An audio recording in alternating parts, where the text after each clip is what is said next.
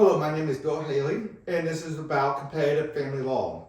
So I'm all about competitive governance within a geographic district. We're not talking about competitive governance over many different states having different governances. We're talking about within each state, each locality, you have competitive governance, and part of that will be competitive family law.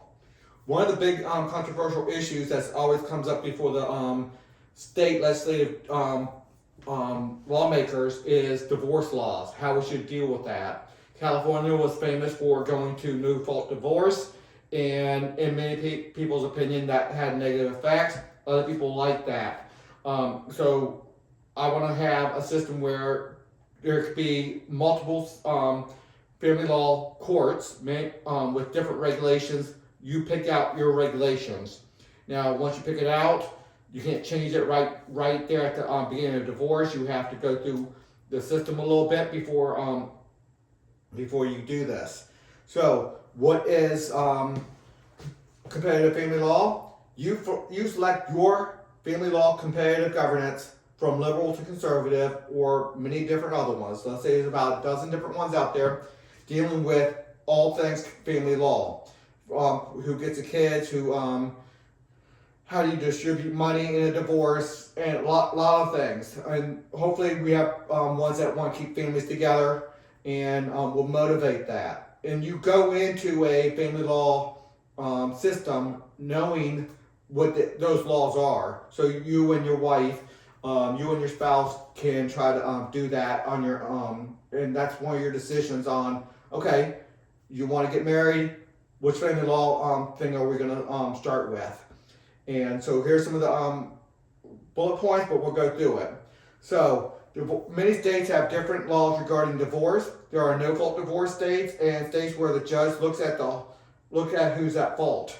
A lot of benefits to both sides of that.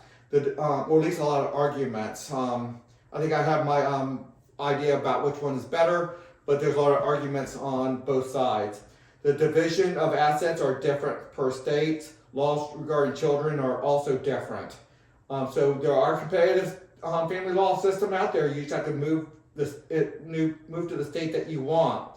But that's not really the best way. You want to stay with your family in your area, within your job. There's a lot you like about your hometown, but you want a different family law.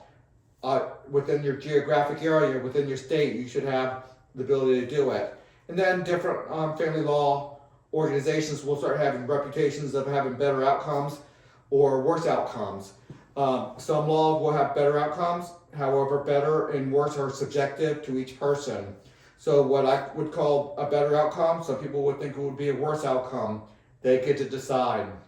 So you're not just electing your congressman or your state legislative representative to make the laws. You are selecting what organization you want to be in, and you'll be under their regulations. You'll be under their court.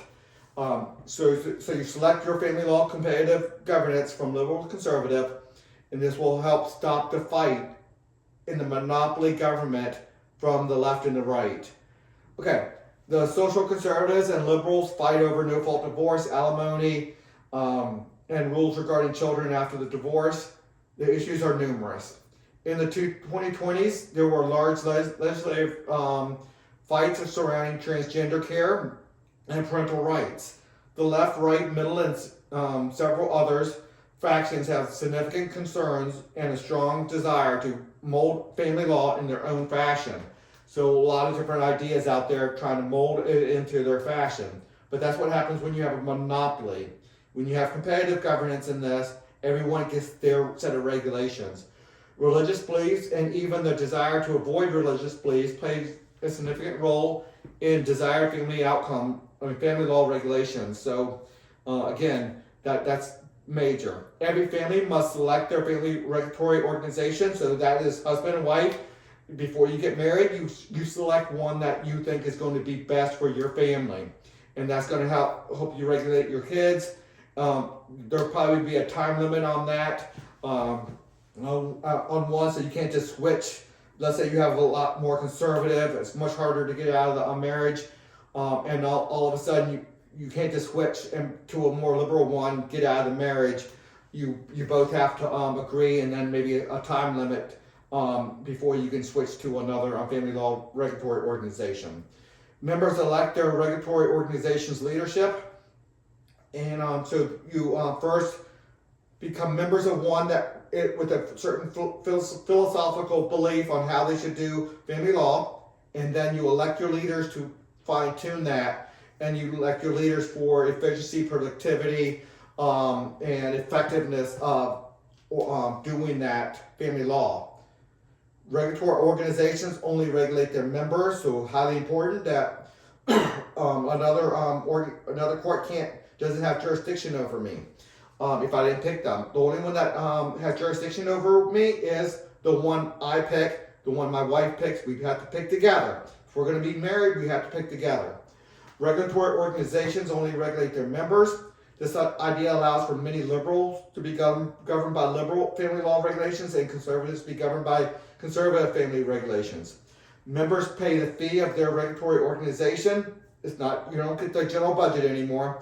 Instead, we reduce taxes that would have went to paying for family law and the like, and the family court, and you pay to your organization that will deal with that. Just gather with 5% of your fellow citizens and create your own family law organization. So all it takes is 5% of the state to do that, and they will have local components to it. Your family law regulatory organizations will conduct court cases. So it's important to understand, they only regulate you. Yours only regulates you, the one you became a member of. They conduct court cases. They're the one that has jurisdiction over you. These would be statewide with local components. Okay, I think I'm done with this video. Everything's easy to find at Haley2024.org. It's all about competitive governance over there. Please consider a donation, and until the next video.